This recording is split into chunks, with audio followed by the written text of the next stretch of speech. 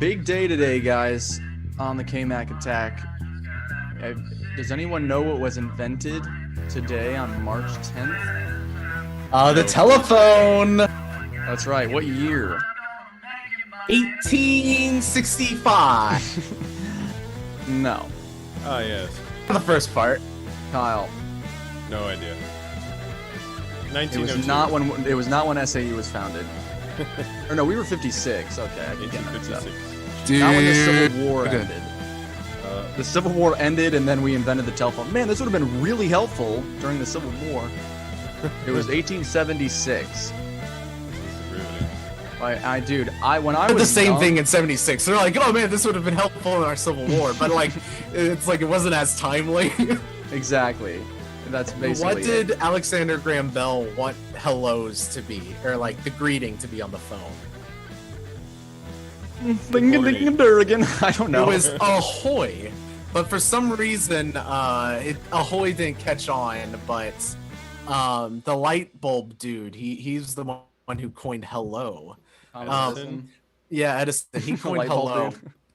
But like none of that's really that funny. The funny part is that phones used to not have a ringer, so that's why they needed a word, because it would just be someone like going hello, hello, hello. So if you had a phone on your wall, you'd just be hearing hello, hello, hello, and you're like, I think someone's calling me. That's really funny. Yeah, that's so weird to think about. That, I mean, how far we've come. And I mean, it is like arguably one of the greatest inventions of all time. But when I was young, I was super obsessed with like inventions and inventors, and like I read all about Edison, and like I wanted to be an inventor. The church in my town had like a Halloween party, and I dressed as Alexander Graham Bell. Oh And my literally I just wore like a sweater with like dark jeans, and my dad was like, do you want me to like draw a beard on you or something? And I was like, that I don't want that. So I was just a guy like in a sweater, and everyone else was like, oh, that's like Mario, and that's, you know, Zelda or whatever. Like, who are you? I was like, I'm Alexander Graham Bell, duh. Oh It was my- just the worst costume ever. But I just That was time I so... started streaming to my own personal Instagram. Sorry, people. Is that it? I do remember that. I do remember that very fondly. It's right now. Very clear. Ben is just like MIA. What the nuts? Speaking Oh, of gosh. Halloween costumes, have you seen the greatest kid Halloween costume of all time? No. Great. Nick is gonna freaking pull up a link, and he's muted again. Ask him to unmute. All right, I'm Please muted. unmute. Sorry. What were we talking about? Yeah, I'm testing our technical skills. You know. Is that what that is? Test the Yeah. line, So I need to find the picture. Here we go. Let me pull it up big. Okay, this is not my job. Everyone watching, you know, this is not my job. So, okay, do I have screen share capabilities? All right, here we go. Best costume ever for a kid is this, not the ads. This right here. The kid wanted to go as pants. so they got him a pants outfit. And look how happy he looks. It's arguably better than mine.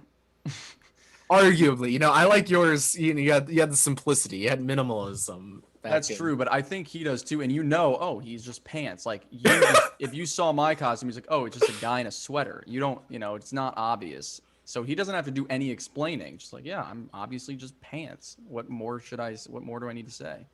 That's really funny. But yeah, I just was always so obsessed with that, and like I knew all the dates, like when the telephone was invented, or the light bulb. And there was a movie that came out recently about it's called The Current Wars. I don't think it was in theater, but it's about like basically the war of electricity, and it has like super good actors, like Benedict Cumberbatch is Edison. Paul McLaughlin from Twin Peaks is in it. Who is he?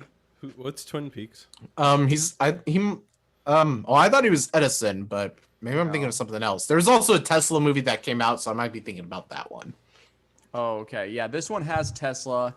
He's played by like Nick something. He's been in a couple of movies. He was Beast in X-Men. Oh, then I'm thinking about there's another Tesla movie that came out starring Kyle MacLachlan and the guy from Boyhood. I can never remember his name. Ethan Hunt Hawk. or Hawk, Ethan Hawke. Yeah. So Ethan Hawke and Kyle MacLachlan. That's the one I'm thinking of. Oh, okay. Yeah, but this one has Tom Holland in it. He's I think he's Watson. Oh yeah, I remember seeing a still for that. Casey Watson. Yeah, he portrays Casey Watson in the 1800s. I don't know his name off the top of my head, but he was like General Zod in the Man of Steel. He was General Zod in the Tesla movie. Yeah, no, he played General Zod in Man of Steel. Let me look up, but he's a really good actor. He plays another guy that. All right, George Westinghouse. That he plays him. Michael Shannon. Yes, thank you. But no, it looked really good. It didn't really get very good reviews. It's sitting on a 61 tomato, and I don't watch anything higher than 25 tomatoes. Wait. And to be honest, It's too good. It has to too be low of standards below, to watch that movie. It has to be way below par.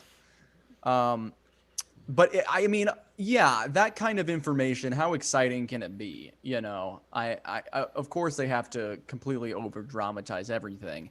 But I mean, I think historically it's really interesting because there was a really big battle between them to like AC, DC sort of current. And even in like the Prestige, if you watch that, there's a whole thing with Tesla and Edison. And it's just, it's not like you're going to miss it. But if you, I mean, it's you notice it pretty obviously, and if you watch it again, like, I mean, Tesla's obviously a huge part of it, and then Edison's people come in and destroy his stuff, and it's really neat how they incorporate it. Fun fact: DC is safer than AC. Tesla was onto something, but Edison wanted his way, so he got his way. Oh yeah, Tesla. There's a Bob's Burgers episode even about that. They had Topsy the elephant, and about how they're killing elephants with AC, DC, or which one of them? I don't know. Don't ask me. Don't at me, bro. Tesla was DC. Then the other one was the other one. Was he? I thought he alternated. I thought that was safer. Direct current I thought was a lot less safe. Are you? I'm pretty sure. Tesla's DC. No, DC is definitely safer. Yeah. No, so AC Tesla. is safer and it's Tesla. Yeah. Is it? Yeah, dude, get your facts straight. It says Because we Tesla's couldn't- alternating current system or Edison's rival Because we couldn't have- direct current. We couldn't have AC music. is- We can't have music with direct current because then it just goes boom.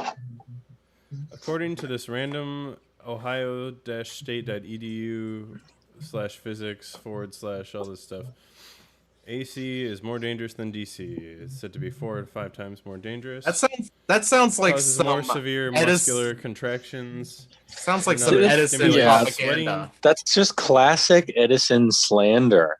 Yeah. Fake You know, news. I mean, Next thing I you're gonna don't tell know. me that Tesla liked a pigeon, like he married a pigeon or something. Oh wait. No, I was reading a book about Tesla because I mean, literally, like almost all the technological things we use today, he at least had his hand in at some point, but it was so like beyond his time. It was just kind of like, nah, we're not going to care about it. And Edison was such a businessman that he kind of just dominated in that aspect. But no, Edison was definitely direct current. And they both No, he argue wasn't, that, dude. yes, Was he was. Are you sure? This right here, this article from Live Science says Tesla's alternating current or Edison's direct current. Maybe direct current's more safe, but it doesn't either way. Tesla is AC. Is he? I could have sworn he was a DC guy. That's just your opinion, Okay. Alternating yeah, current my is just a opinion. feeling, It's just The two competing feel geniuses waged a war of currents in the 1880s over whose electrical system would power the world. This wasn't Tesla's alternating current system or Edison's rival direct That's current exactly what I'm electric reading. power. I could have sworn it was the other way around. No. Well, you can you're your currents, wrong. bro. I guess I was grossly misinformed. on the issue. How do you not know your currents? I don't know my currents very well, I guess. But Ben, I was just bringing this up because today is the anniversary of the invention of the telephone, which really has nothing to do with what we're talking about. But there's a movie about the current wars with like Tom Holland, Benedict Cumberbatch, Michael Shannon, like super big names, but it didn't get very good reviews. But I've always been really And fun interested. fact, it's actually And, canon in the MCU. Exactly. They powered all that with Infinity Nice. Stone. That's what they didn't tell you. Plus vibranium, you know, that kind of stuff.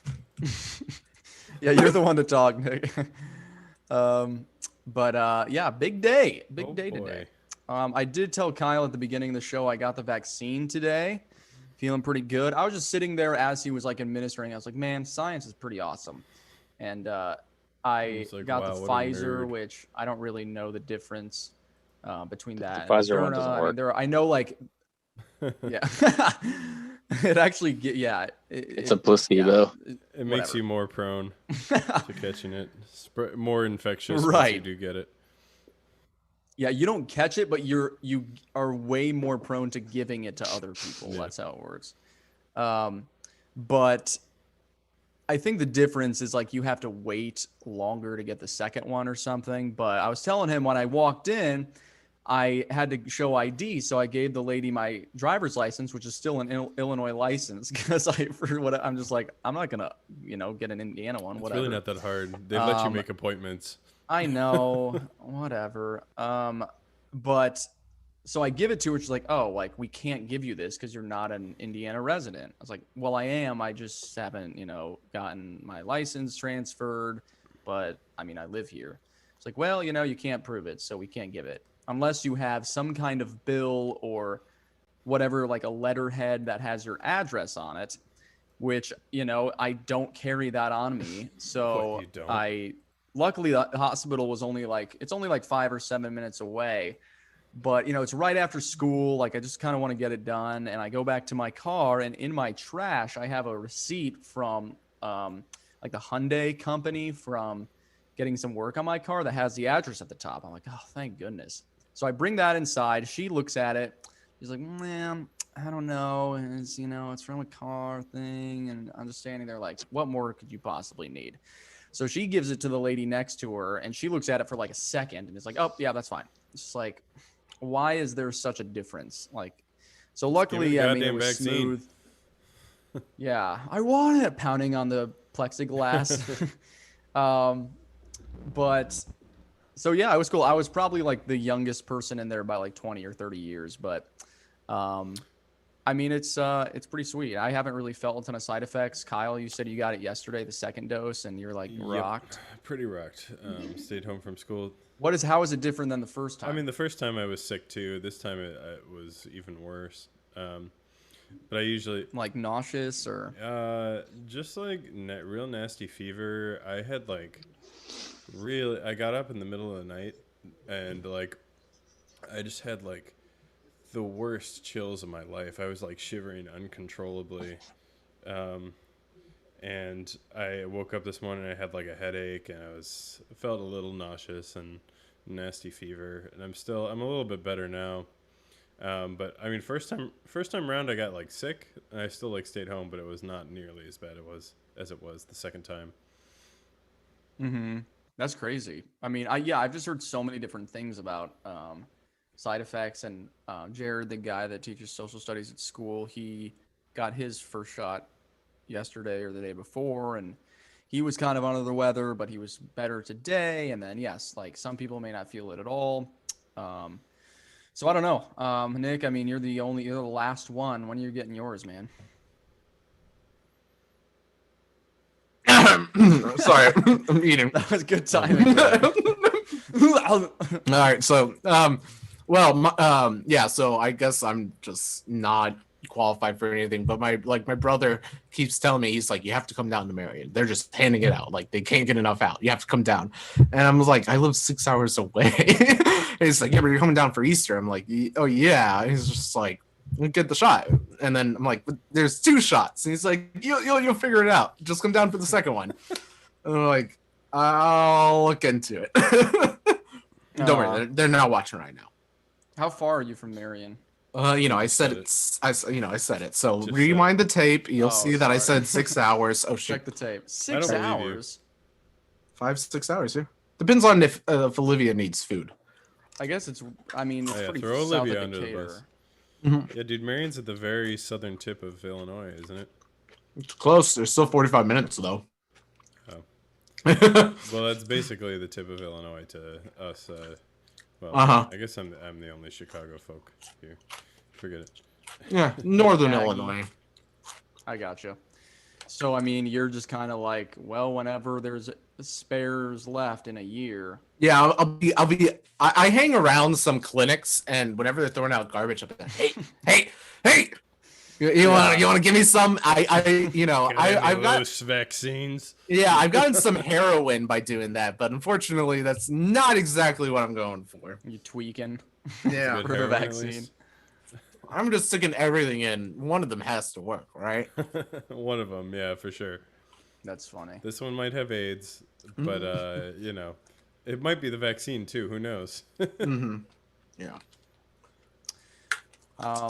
Nick, remember that time we did heroin behind the clinic? Behind the PMC.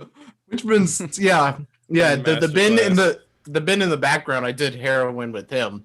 Now we have this foreground bin as the result. Yeah, I know. He's always there. And is that your headshot for your resume? Yeah, it's my LinkedIn picture. Nice. This is. How's the new job going? I love how poorly resolved the real bin is as compared to the photo. I know. Like Wait, seriously, that's better. just get off the screen and talk. Like, Yeah, exactly. Hey guys, If you can make it just I'm so ready you're- for the Kmac Attack, guys.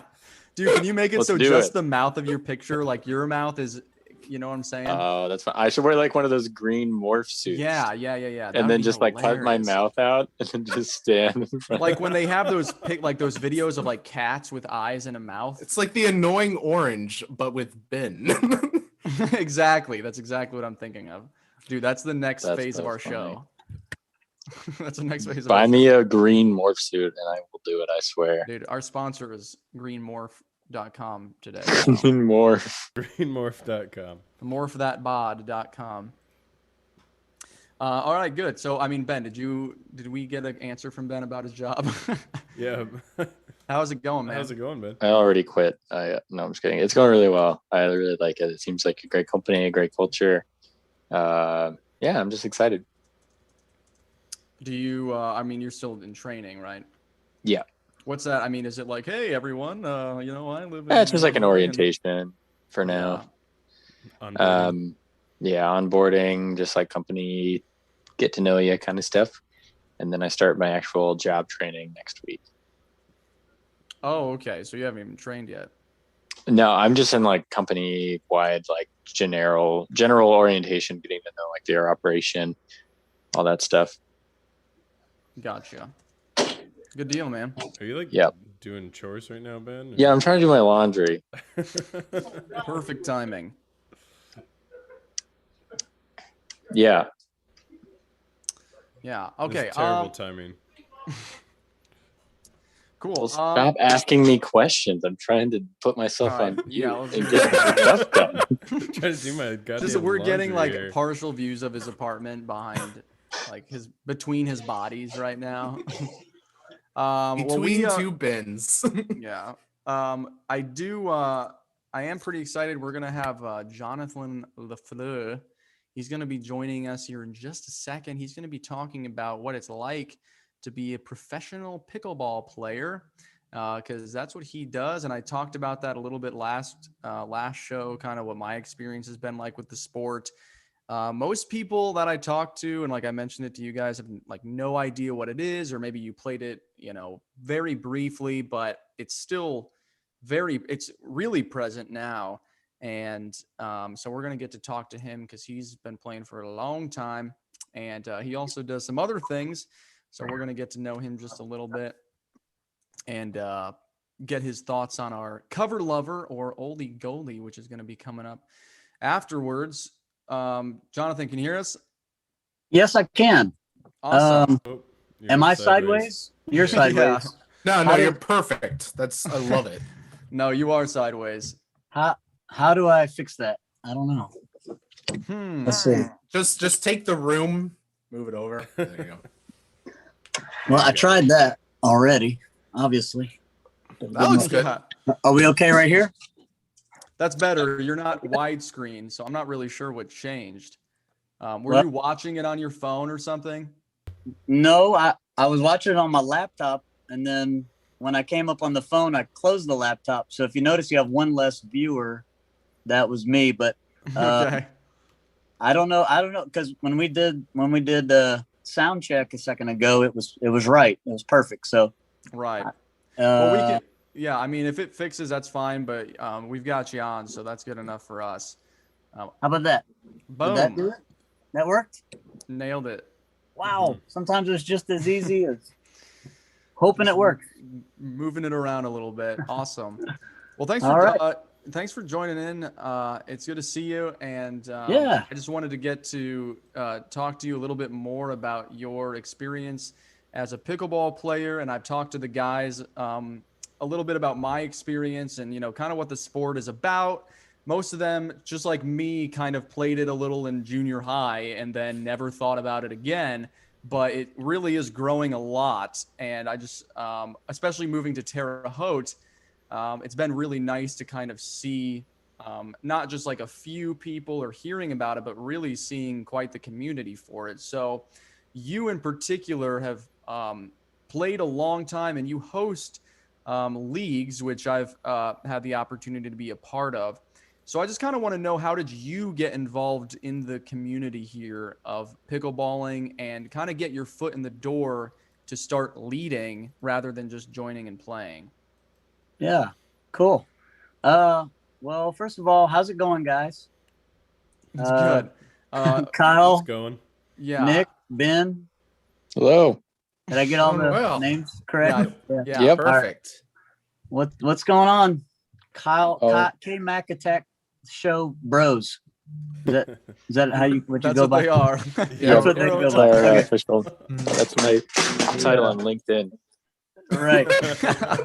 One of you guys is eating salad. The other one's doing laundry. And This is a professional Yeah. show. Can't you tell? right. Yeah, I'm over here. I'm washing a car over here. You can't really tell. It's off screen, but anyway. Yeah. What was the question? Good timing. Pickleball.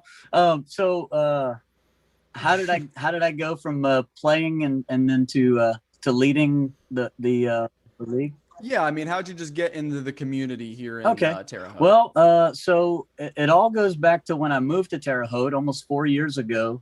I live close to a park called Brittlebank Park, and Kyle, I know you've been there.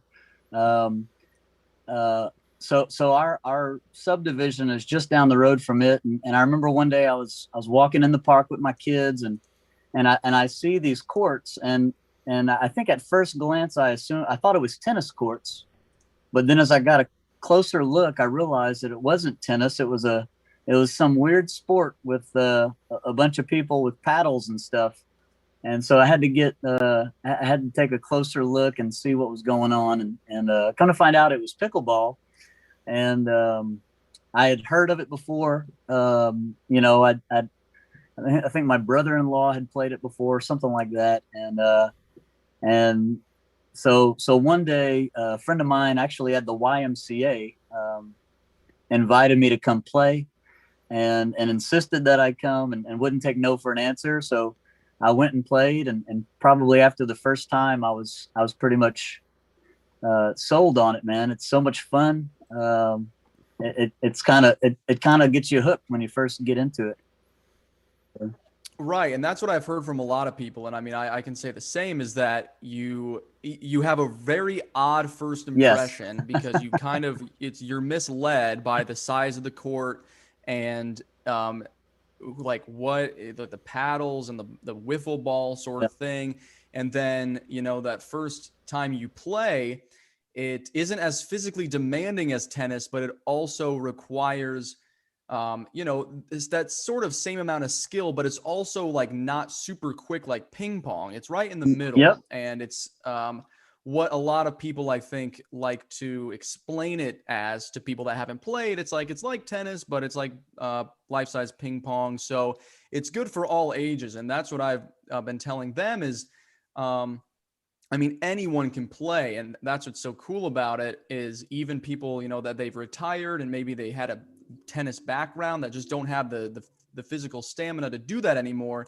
can just take those skills to pickleball. And you've said you moved about 4 years ago. Yep. So would you say you've been also playing for about 4 years? A little less, probably more like, probably right around 3, actually. Yeah. Right around 3 years. Yep. Mm-hmm. Now, before I met you and I just kind of like knew about you and watching you, like obviously you're, super skilled and like everyone knows your name. Someone would be like, oh yeah, I played with Jonathan yesterday, or he was here doing this. And I'm like, I don't really know who that is. And like, oh, the Cajun sensation. And I was like, oh, okay. Yeah. And I just thought that was hilarious. And when I think about it, you do have that, sort of Southern Cajun accent, and you're originally from Thibodaux, Louisiana, right? That was a good attempt at pronunciation there. It's not Thibodaux. It's actually pronounced Thibodeau. It's a hard T. Oh, okay. The H is yeah, it's a silent H. I'm learning, but I'm learning new things every day. Yep. So when I say when I mentioned the song Jambalaya by Hank Williams, does that mean anything to you? Oh yeah, jambalaya, crawfish pie, filet gumbo. Oh yeah. Awesome. Because I used to play at nursing homes, and I'd play older music like that, and I hadn't known that song yet. But after a song, one of the residents would just go jambalaya, and I was like, "What is he even talking about?" So I go to the next song, and after that one, he's playing jambalaya, and I'm just like, eventually, I'm like, "Dude, like, what do you want me to do?" He's like, "Play jambalaya, Hank Williams." And I was like, "Okay, I guess I'll learn it next time." And so I learned that song, and he sang along with me, and it was really funny. But I always think of that song now, especially now that I know where you're from. So how did you get from Thibodaux to Terre Haute, Indiana? Well, basically, so the reason I'm here is because I actually pastor a church, and the church was looking for a pastor, and somehow came across my resume. Now, the church is Southern Baptist, so we're part of the Southern Baptist Convention.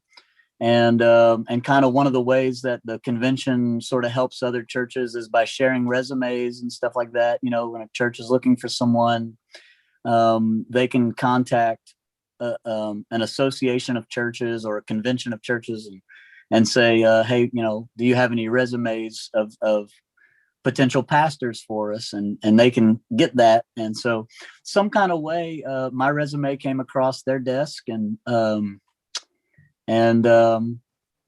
they contacted me and see if I'd be interested in coming, and one thing led to another, and it was a right fit, and so here we are. That's great. I mean, that must have been quite a move. How far is it? And do you go back to Thibodaux often? Well, yeah, it was quite a move. I had never lived anywhere outside of Louisiana my entire life up until then. So it was definitely a change. From here to there is between 11 and 12 hours driving. By plane, it's probably about 3.5 hours. I've been back to visit maybe once or twice, and I'm actually leaving on Sunday to go visit. So it's funny you mentioned that, because I've got a visit coming up. So. Oh, perfect. What do you miss most about Louisiana? Is it like, I've heard a lot about the food, or maybe it's the weather? No, it's definitely the crawfish. It's definitely the crawfish. There's no debate about it. Seriously though, I mean, living there most of my life, that's where a lot of my really close friends are. And so I definitely miss them a ton. I've got a brother and his family who live there, so I miss them a ton.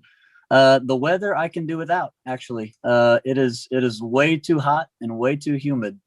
And really? when we actually moved, I said, my last words were, thank God this is my last Louisiana summer. I never want to never want to do this again. Is it just really But, humid? Oh, it's hot. I mean, it gets into the hundreds in the summer, and the humidity level is typically between 80 and 100%. So, yeah, it's rough. That's crazy. But the food is phenomenal. I mean, yeah, I definitely miss it. And I'm sure you make it a point when you're down there. Do you have like a restaurant that you're like, I gotta hit this place up, or is it just sort of a general food thing that they all kind of serve? Waffle House. It's kind of a general food thing, I think. Not Waffle House, no. But like anywhere that has crawfish. But we'll do a lot of times. People will boil crawfish at their house, and the homemade stuff is, you can't beat that. So, but there's definitely some restaurants near New Orleans that I've got to go to if I'm around. I was about to ask, like, because I don't know exactly where you're at in New Orleans, or in Louisiana, but is there a big difference between the Nolans kind of region and the rest of Louisiana? Yeah, so New Orleans is it's a melting pot. It's a fairly large city. It's probably about similar size as Indy. It's got a lot of culture, obviously. The things, whatever you've seen caricaturizing New Orleans is 100% factual. There's jazz playing in the streets. That's all real. Yeah, I've spent some time in the French Quarter, and it's you have? just like, okay. Yeah, it's just great. I loved it. Yeah, I mean, there's such a unique culture. Just like in America, I felt like I was just walking to somewhere else. Absolutely. Like I was like, what the heck? Absolutely. There's eccentric people everywhere doing eccentric things. And it's a really cool city, a really, really cool city. I mean, it's one of my favorites. I love it. I grew up there, so I'm biased, but right. Anytime I get a chance to visit, I mean, and I always encourage people to visit at some point, just because it's an experience. People ask me where to eat when they go. I say, go to the French Quarter, close your eyes, spin around 5 times, and point in any direction, and go to the nearest restaurant, and you'll be fine. Everywhere you go is going to have something great, and get some fried seafood, get some gumbo, some, the aforementioned jambalaya, Hank Williams song, it's all good. Are you a frequent goer of J Gumbos here in town? Or is it not up to the Louisiana standard? Well, so when I first got here, when I was the new guy in town, the new guy at the church and everything, people would always offer to take me there, assuming that it would be like a taste of home. It's the only thing that you eat. Yeah. All right. And so every time somebody would offer to take me out, it's like, well, where do you want to go? Hey, I thought I'd take you to J Gumbo's, since you're a Cajun and all. It's really not my favorite. So, every time someone would bring it up, I'd say, I've been there. It's okay. We'll go somewhere. Yeah, we can go somewhere else. Right. Well, it's funny you mentioned that. We actually have the CEO of J Gumbo's. He's going to join us right now. Oh boy. He wants to talk to you. Wonderful. Wonderful. Well, I love J Gumbo's. Yeah. Too late now. The word is out. Yeah, that's funny because I feel like that's probably something that got old very quickly. And I'm sure their menu is like, okay, like this is great for someone that is from the Midwest, but someone that was born and raised in Louisiana. I mean, you know the truth about food. It is tough. It's tough to replicate the authenticity of it, if you're not from there, if you hadn't grown up with it, if you didn't have a mama who did it, who cooked it that way. It's, the menu items are similar, they have gumbo, they have jambalaya, they have all the stuff. It lacks that essential Louisiana flavor, that you only get from from a Cajun cook. You know? Right. So I've been Olive oil is actually the flavor. They just it's just a little more salt and pepper, really. I have been to Louisiana. My freshman year in high school, we went down there during show choir to compete. So yeah, we walked around. I couldn't tell you if we went to the French Quarter or not, but we got is it a baguette? Is that like the big dessert? Beignet. That's what that beignet. is? Yep. Yeah. Okay. Everyone there was like, you got to get it. And I got it. And I was like, this is all right. I guess I wasn't blown away. I don't know if that's something that was like a frequent for you, or maybe there's something else I should have tried. Well, did you go to Cafe Du Monde? Is that where you got it? I couldn't tell you. It's been a long time. probably. So Cafe Du Monde is right in the middle of the French Quarter. Okay. And it's like a I don't know. It's a landmark. I mean, it's a historical it's definitely one of those places you have to go to, just as part of the experience. At the end of the day, it's fried dough sprinkled with powdered sugar. But there's something special about going to that specific location. Yeah. Right. Yeah. I learned something interesting about Cafe Du Monde, but like their waiters there are like not paid by the cafe. Like they just take your order and buy the stuff for you. And so I think they have like a special like line that they're allowed to go through, but they're not paid from it. So they just take your orders, pay for it, and then they just live off of the tips that you give off of them. But they have like really very little affiliation with the actual cafe itself, which is kind of fun. Oh wow. Yeah, that sounds kind of sketchy, but that's interesting. Yeah. Whatever works. Now, even though there's a lot of, when you go to the French Quarter, there's a lot of independent contractors, if you know what I'm saying. Who are performing services for a lot of in a lot of different fields of expertise. Sure. Well, something to keep in mind for our viewers if they want to go down there. Yeah. Hold on tight to your wallet and don't talk to strangers is a good couple of rules of thumb when you go to New Orleans. So things we've heard all of our life, definitely used in New Orleans. Now, even though you're a lead pastor, New Orleans is why those sayings exist. Yeah, that's the birth of those sayings. The birth of jazz, the birth of those sayings. Those are the two things. Now, even though you're a lead pastor and I've seen that you've been to quite a few churches. You're at the First Southern Baptist Church now. Yep. If anyone knows you well, they know you're a wild guy. So just tell us what Mardi Gras is like down there. Give us the real deal. Do you allow profanity on your show? Absolutely. Of course. Okay. The fact that we haven't heard it yet is concerning. Okay, because I don't use profanity. I was just wondering. Okay. But no, Mardi Gras. So Mardi Gras is generally not something that I personally participate in all that much. It's predominantly a Catholic holiday. And so in Louisiana, most of the people who observe it are from within the Catholic Church. Now, those who come from out of town to come and be part of the festival, probably don't even know that there's a connection to Catholicism. And so you've got people that just come from all over to be part of the biggest party probably in America for those few days. Mm-hmm. Okay. Yeah. Honestly, I had no idea. I was totally right. I mean, because I was gonna say it. So New Orleans is sort of where that central festival takes place.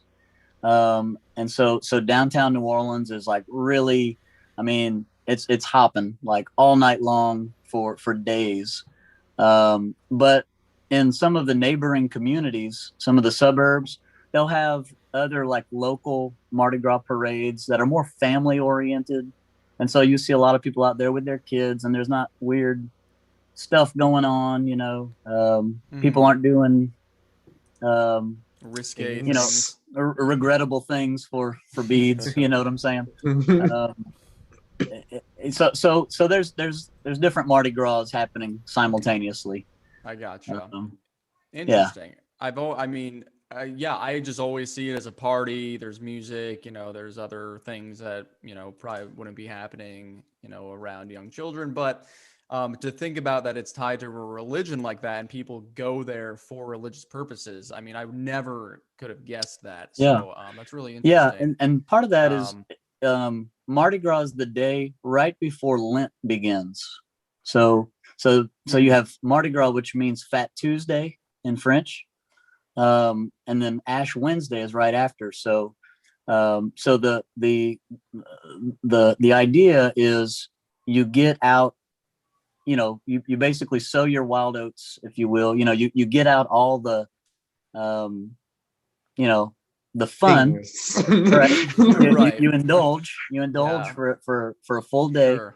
And then on Wednesday is a day of repentance and chastity, basically, and that goes on through Lent. So that's a 40-day fast from what you may have done on Tuesday. Yeah. Right. 40 days to make up for Correct. one day. Now, do you take pride in being the Cajun sensation, or is it just kind of like a name that was given? Because you are, within this area, even though you've only been here for a few years.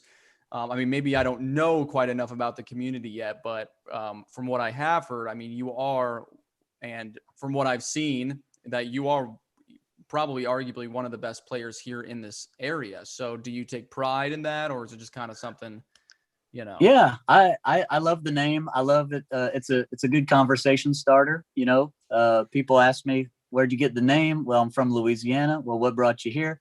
And I can share about why I'm here and connect that to my faith and things of that nature. So yeah, I love it. It's a lot of fun. It's a lot of fun. Yeah, that's awesome. Now, how would you describe your status as a pickleball player in terms of your rank? Because I think that's something a lot of people know about.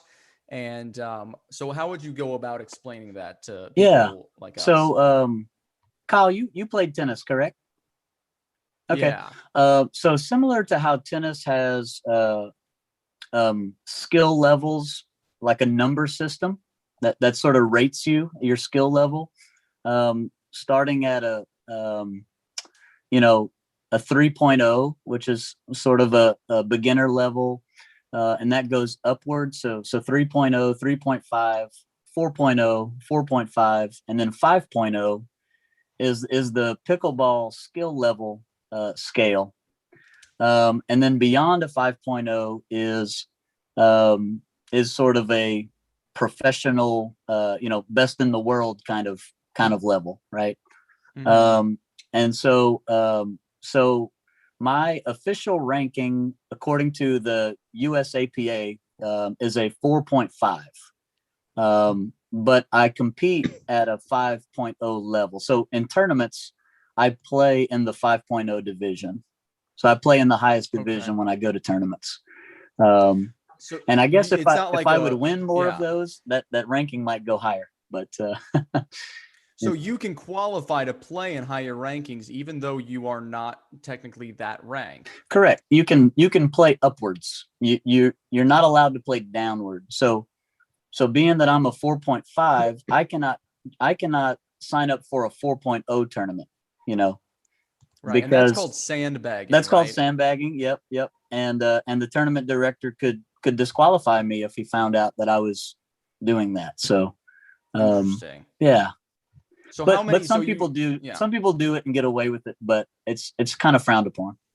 Right. But you can always play higher. You can go unless the tournament has strict rules against playing upward, but most don't. But sometimes they'll say, no, you must have a ranking of at least 5.0 to play in this open division or whatever. Right. But most of them don't. You can play up. Yeah. How many tournaments would you say you've played in off the top of your head? Oh boy. Let's see. I've been doing this. Maybe how many would you play in a year, like an average year without COVID? Sure. An average year, I'd probably play in about 20 tournaments. Mm-hmm. 20, 20, 25. And are they all 5.0 tournaments, would you say? Just about all of them are now. I played, so when I first started playing pickleball, I jumped right in at 4.0. I never started lower than that. I didn't work my way up. I just dove right into 4.0, which is still a pretty good, still a fairly advanced level, Mm-hmm. but having paddle and racket sport experience, it was easy for me at first. And I played at a 4.0 level for about 6 months or so, maybe five months. And then I moved up to 4.5. And so that was still like my first year. And I played in 4.5 for probably right around 2 years. Okay. And before jumping up to 5.0. So you said you had some previous racket experience. What was that? Mm-hmm. Were you a tennis player? I was just recreationally. I played tennis and racquetball. But as far as tournaments and stuff, I did a lot of table tennis. So I did a lot of that growing up. Had my dad's office growing up, had a ping pong table, and every time I'd go there, I'd be playing with, guys at his work and everything, and just played all the time. Yeah. Played all the time. Awesome. It's really neat that, they all just kind of work together and it's brought you to this point. And now you're hosting these leagues and you have this name for yourself. And that's awesome. Especially, I think your presence here in this town in particular, I'm sure has inspired a lot of people to get out and play, which is really cool. So I do know that you have some gear with you. So if you wouldn't mind pulling some of that out and just kind of explaining, what they look like, what they're made out of, why these paddles. And while you're doing that, I'm going to pull up a picture I've got of you at the league just this past month. Jonathan's in the middle. He obviously got gold because he hosted it. So, that's how things work, and it's okay. We understand. No, he always, is always killing it. But it's interesting how it works. Like, we pair with one person and then we switch off, and we kind of keep doing that until everyone's played with each other. And then you kind of total the points. And by the end of the whole thing, which was a 6-week process, they total the score, and you get your medal like you see there. And I'm sure that's not your first gold medal. What is the proudest pickleball moment that you have? Oh man.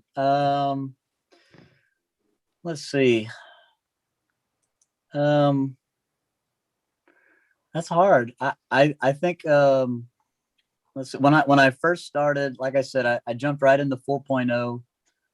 In my first couple of tournaments, I think I had gotten like 4th place or something. So just kind of right on the edge. And then it was probably like my 3rd tournament or so. I won a gold with a friend of mine whose name is also Jonathan.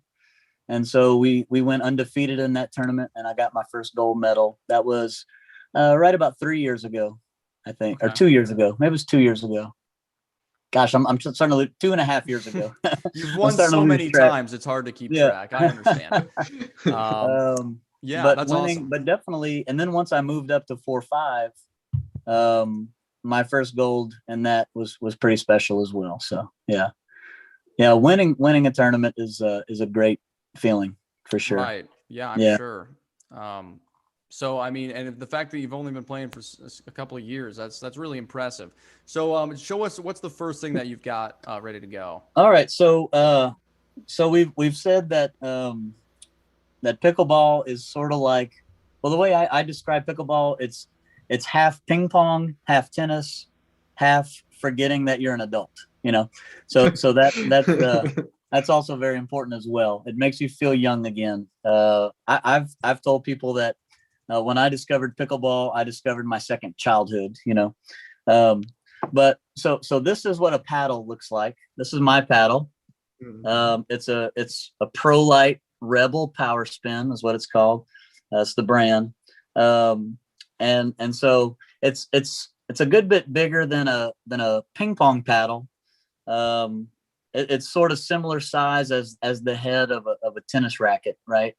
But then it's got like a handle, sort of like a ping pong paddle. Right. So that's yeah. Explain why it's so important to have that kind of paddle versus just something made of wood, because most people, especially at school, would just have a wooden one, and they're common to find and they're cheap, but they're not, they're just not the same. So explain why. Right. Yeah, like those wooden paddles with the string at the end that you flip, you turn it, and they might have holes in it, and yeah. Well, so yeah, I guess if you're just beginning the sport, just getting into it, something like that is okay. You can go to Academy or Walmart. You can buy like a $20 pickleball set, and it'll come with a real cheap, maybe like a plastic paddle or a wooden paddle or something like that, just to sort of be introduced to the game. But as you start to get a little more serious, then you probably do what I do, start borrowing your friends' paddles. But then once that gets old, then you want to go to a sporting goods store or a paddle store, which we have one here in town that I can throw a mention to, Lawler's Sports. Lawler Sports, they sponsored this episode.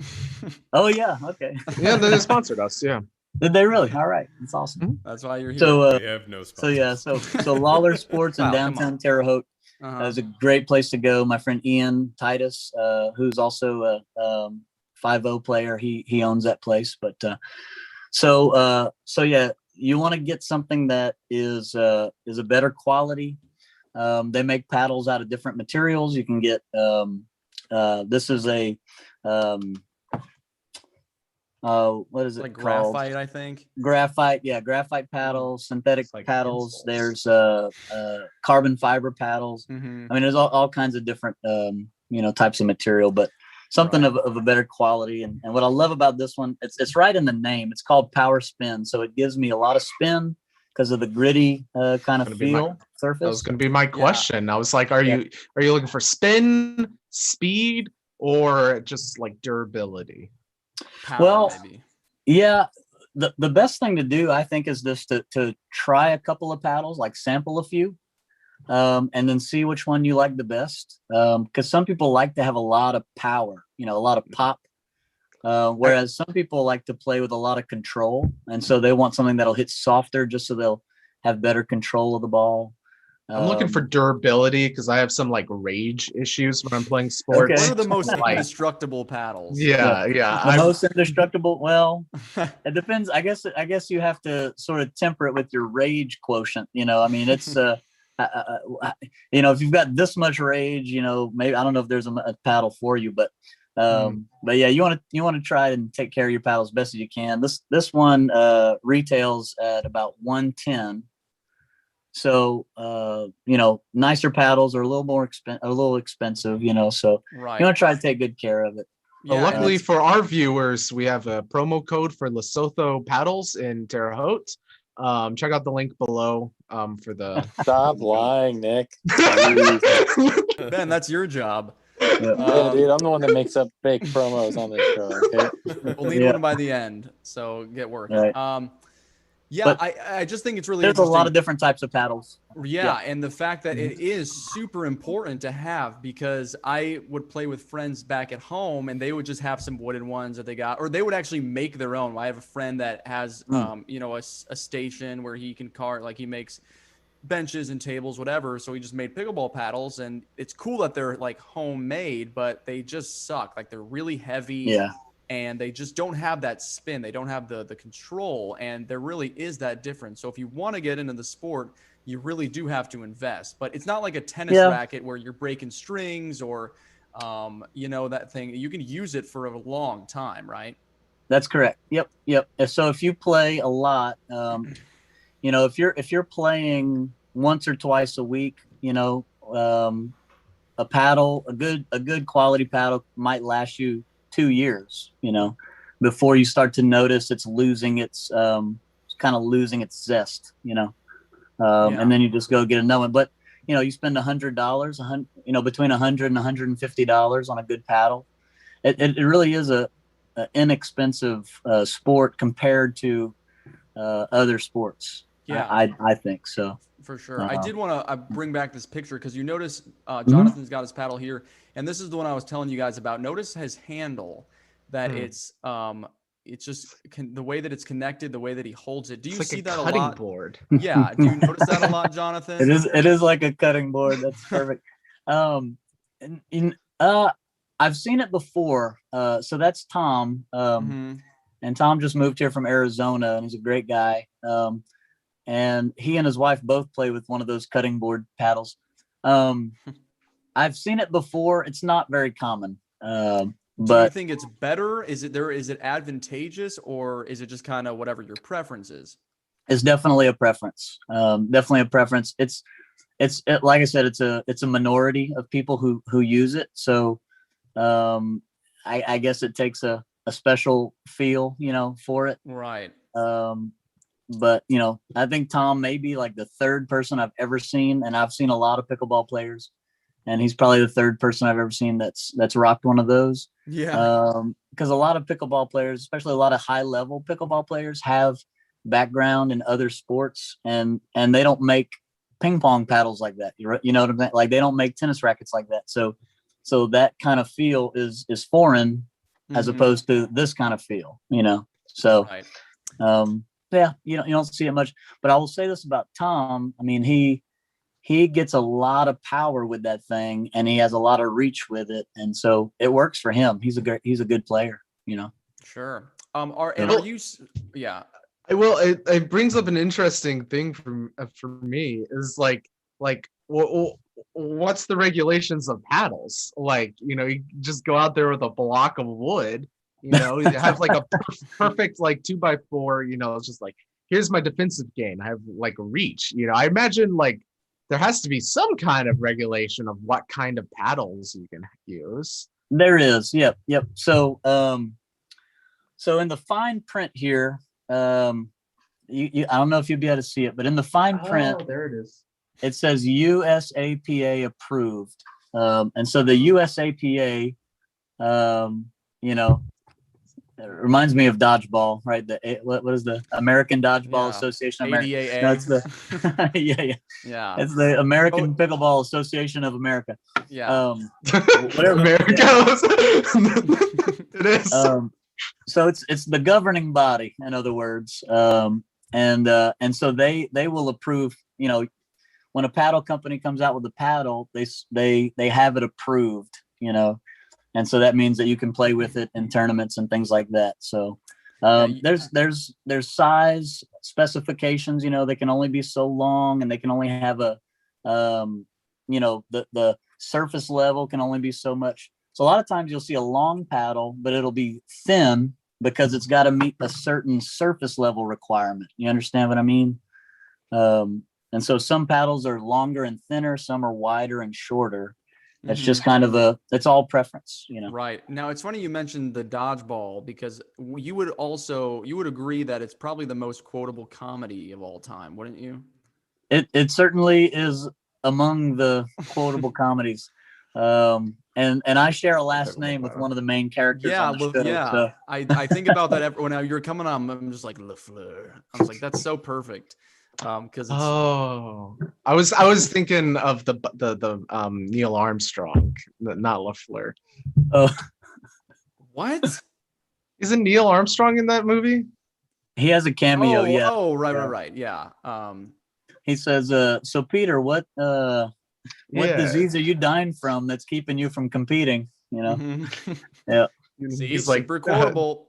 We have doping. A vote there. He's like doping. Yeah. Do you have a ball with you, Jonathan? You could show. Yep. Right. So this is what the pickleball looks like. You'll see it's got holes. So it's similar to a wiffle ball in that it's not solid. It's got holes in it. This is an outdoor ball. So there are also indoor balls which are used in if you're playing on a basketball court type surface.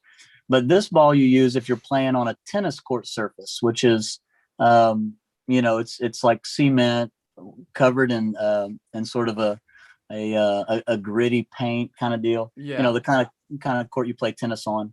And so if you're playing outdoors on a tennis court, you use a ball like this. There's a bunch of holes, whole bunch of holes, and it's kind of a harder plastic. The indoor balls are a little softer, but yeah. So that's what that looks like.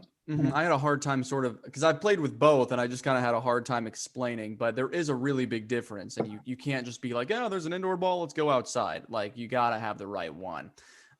So there is a lot to it, and I appreciate you showing us that. And I think it's great to have you on to just talk about it, because it is really growing and anyone can play. Like you said, it's fairly cheap. You don't need to invest a lot of money to do it.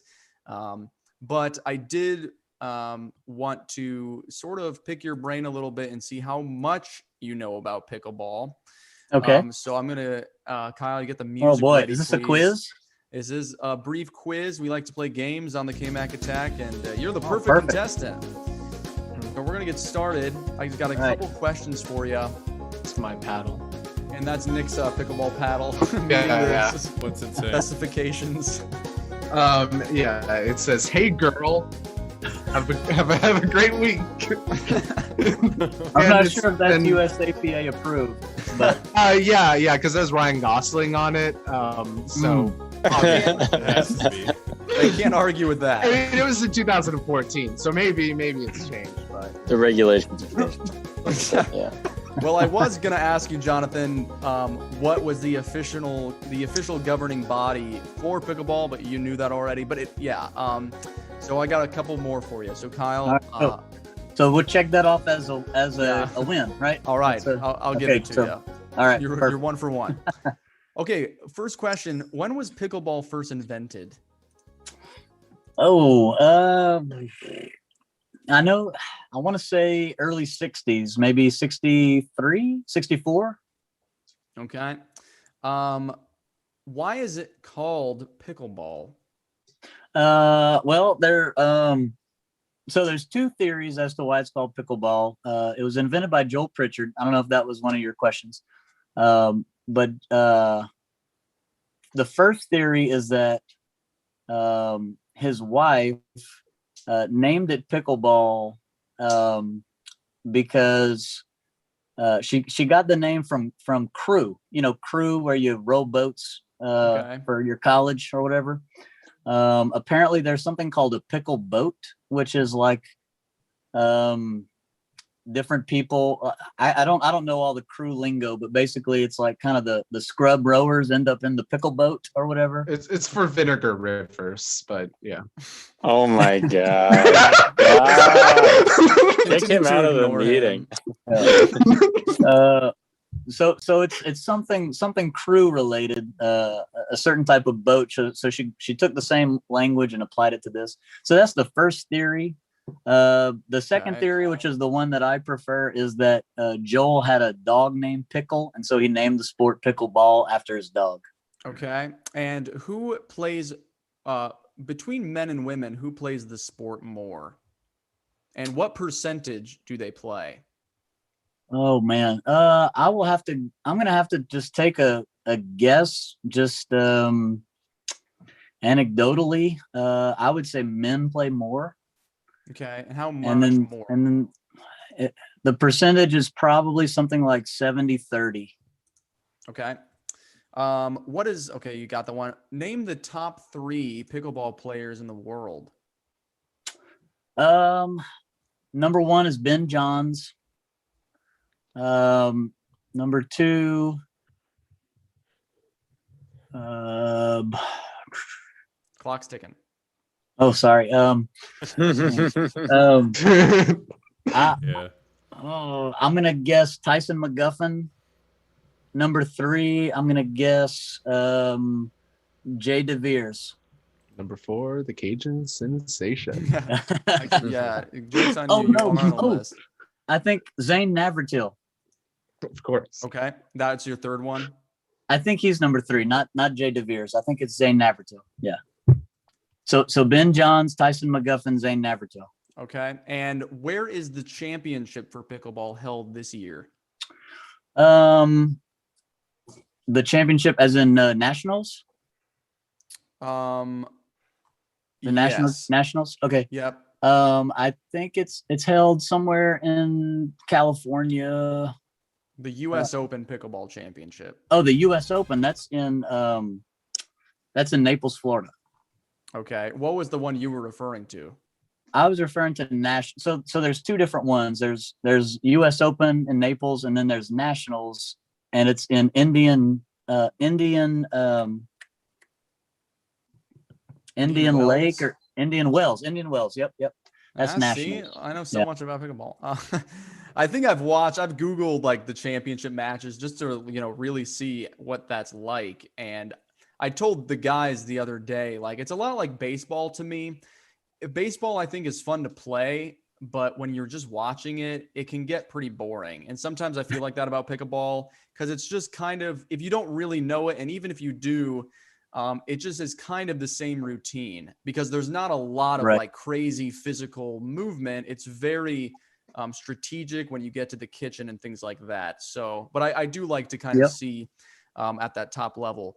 Okay, well, let's jump back. Kyle, do you have any type of any music? Yeah. Okay. Well, I have here. It's a little late.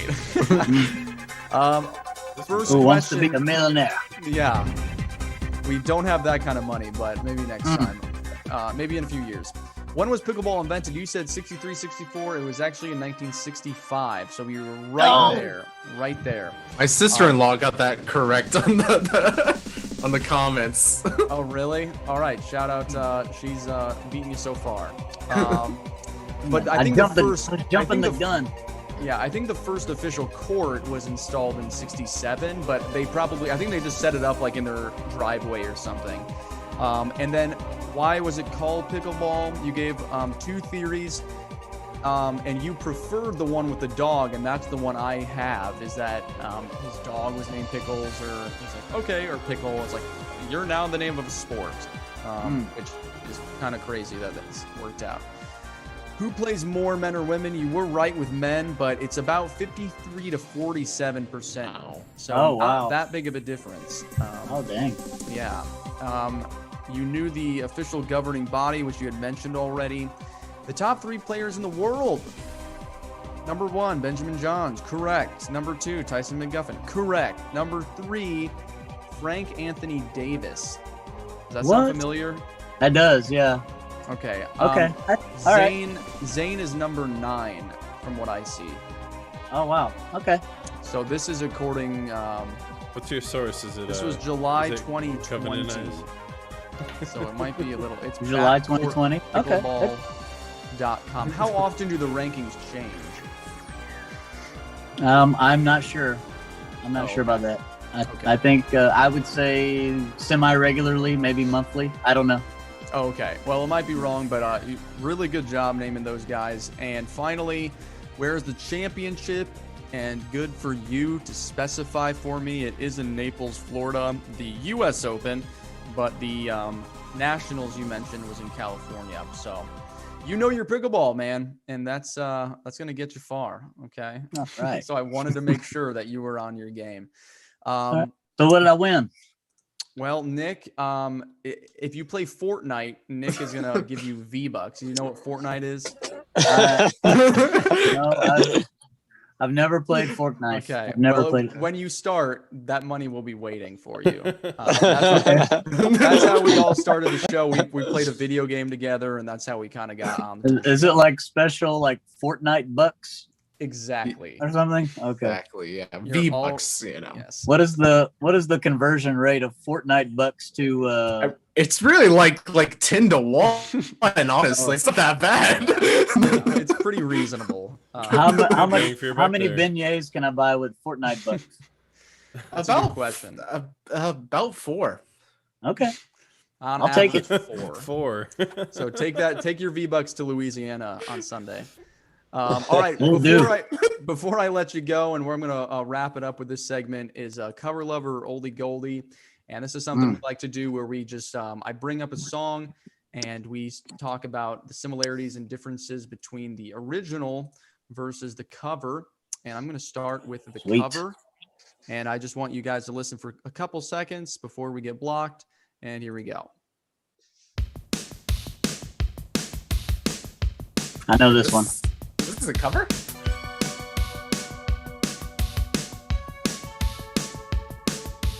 Jump ahead a little bit.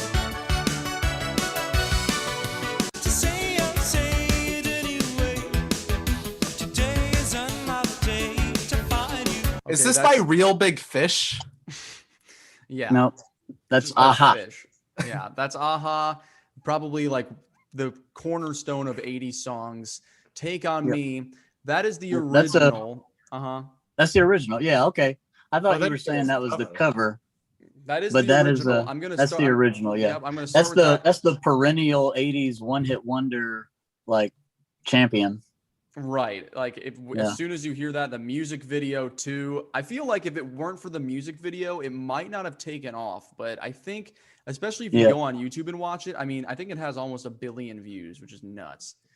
Yeah, it's unmistakable. The little all the sketches, you know, Right. and stuff. Yeah. Yeah. So that's a little bit of the original with some of the verse. This is the cover.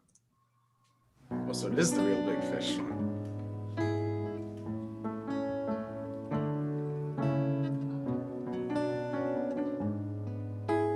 Wait, wasn't this in BioShock Infinite? Talking away. I swear it is. I don't know what I'm to say, I'll say it anyway.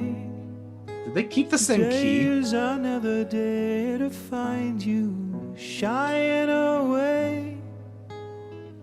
I'll be coming for your love, okay, and take on me. Well, I have my answer. First impression. First I want to see if he impression. hits the high note though. Okay. Well, I'm gonna just. That's the cover. I'm gonna jump back to All right, the everybody original. try to hit the high note all at once. Ready? 3, 2, Yeah. 1. Yeah. Oh, I missed it. Got it. Spoilers.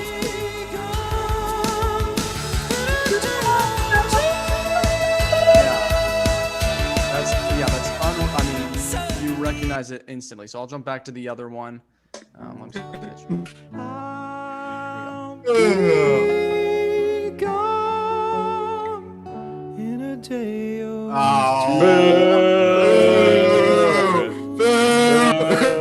Turn it up. Yeah, I Okay, know so which one first impression, loses. come on. What are you guys Hey, feeling about those? If you're gonna do a cover and you're not gonna come hard with that note, then you know. Mhm. Mm-hmm. So the It's- note that high note just kills it for you. It's the cornerstone. It's the whole reason why that song was written in the first place is to hit that note, man. Yeah, they built the rest of the song around that note. Yeah. Mhm. Does anyone know who did that? Who does that cover? Who cares?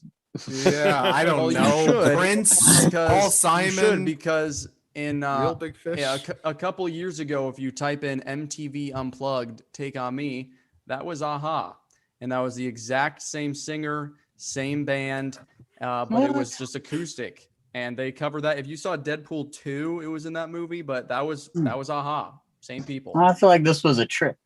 It was. And that's why, I mean, it's funny that you guys immediately rag on it, but it's the exact same band. And they just totally kind of took it out of its Butchered their 80s own- context and really sort of modernized it into that acoustic, coffee shop kind of style. Is modernize a synonym for ruin? I really like it. I think it makes you think really differently about the song because it's a love song. I mean, it really is when you slow it down and you listen to like the tenderness of his voice. And yeah, he doesn't hit that note like he does, but it wouldn't really fit with the acoustic. Mm. You know what I'm saying? So I feel like if he did that, it wouldn't be any good. It could be that the note passed him by. That's true. And The note was a few years ago. Right at that Yeah. volume, that's kind of that somber volume. If he's gonna belt that thing, I don't think it's gonna fit. But at this point, if He you should look have at him, did. He should have did what most singers do, most '80s singers when they're performing live, and they hit the high note. They point the mic at the crowd. Mm. Hmm. That's what he should have done. That would have been. Yeah. That'd have been So a pro they- move. Oh You shoot! I'm take in the it. studio. I'm in the studio. Shoot. Oh gosh. And no one else is here. But I don't know. I really I- like it a lot. I don't know. I don't like. I understand the appeal of coffee house music. You're in a coffee house. You want to read your novel. Work on your novel or whatnot. But like, I couldn't find myself ever listening to this song. Really? Like other than in the background. Like this just takes away all the charm of it. And it's written to be in the background.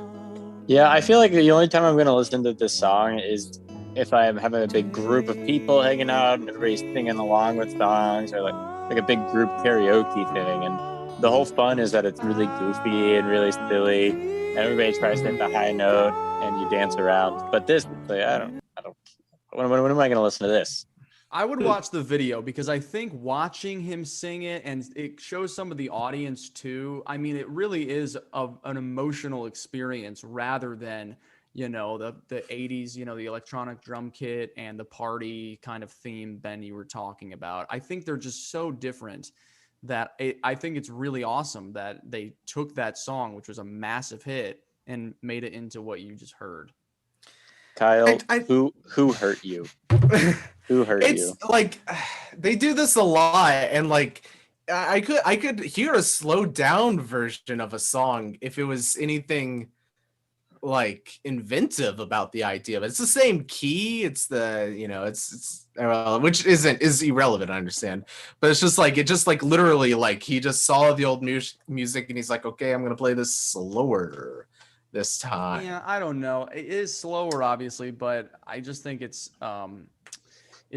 performed totally differently. And the fact that they did do that and they did it, I think, successfully is really cool. So why is it better than the guy who did To the Windows to the Wall Unplugged?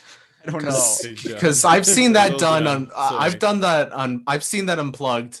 I think it even happened at like an SAE event. Why was that cover worse than this cover? I'm unaware of that, but that'll be the next clearly Get we'll low. need it. Get low. Yeah, get low. There you go. I'm looking it up. But any other thoughts? And fine, if you don't, then what is your vote? Which one would you rather listen to? I'm going to watch the original music video Great. right now. Jonathan, what would you say would you prefer? Now that you know it's the same band, does that change your mind? Well, no, it doesn't change my mind. I would kind of like to see the live performance like you talked about and see sort of that, see the emotion in the crowd and the inevitable fire, cigarette lighters and and the swaying and all that may, sway my vote, pardon the pun there. But I'm going to go with the orig. Hard to beat the original, man. It's a classic for a reason. Right. So that's my vote. I'm going original. Okay. Ben, what do you think?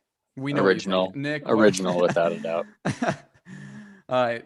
Kyle, what about you? I was liking the cover for a minute there, and then he didn't go up for the note. So Oh, so that's the original. Again, The I'd watch original. the video. I think it makes a big difference.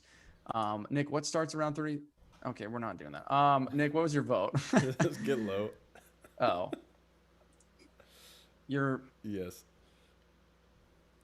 Obviously. Ben nailed it with the it's to sing along. Like every song's a love song. So who cares if it's a love song? But like everyone sings along in a group. Like it doesn't matter what's happening. Doesn't matter what kind of group you're with. If it's Mardi Gras or it's it's just like Sunday morning. Everyone sings along. Well, everyone sings along with the chorus, Yeah. The verse, everybody's like, da da da da. Let's talk. Yeah, that's when they dance. That's why it's like a perfect party song. Everybody comes in strong with that chorus, It's like the perfect party song because you only want to hit that one note. And so even if you're late to the chorus, you're like, oh, shoot, I can still do it. Sing it, and then you go back to talking with, Go back to conversation. Yeah, exactly. Yeah. All right. I think you guys voted decidedly on the original. I I don't disagree with you. I just think both of them definitely kind of have their place where you are emotionally. And sometimes I'm just like, I just want to be in my feels and watch this video, and it's really powerful. So definitely check it out. I think it will maybe not change your mind, but just make you think a little differently about what's happening. But I appreciate your input, Jonathan. And just as a recap, we're talking to a 4.5 player pickleball player, even though he plays better than that. But he's not going to sandbag, so don't worry about it, those of you that are listening. But he is from Thibodeau. That's something I learned today. For every time I sing Jambalaya, I say Thibodeau, and no one's corrected me. So thank you for doing that. Luckily, no one from Louisiana got too upset. But you've made quite a statement here in Terre Haute, pastoring currently. I notice your videos. Do you do those weekly? I do, yeah. I do those every Wednesday. I started doing them during, about a year ago when the pandemic just first started to do its thing, and we were all kind of at home and dependent upon our cell phones and our computers for interaction of all sorts, and so I just started doing it, and then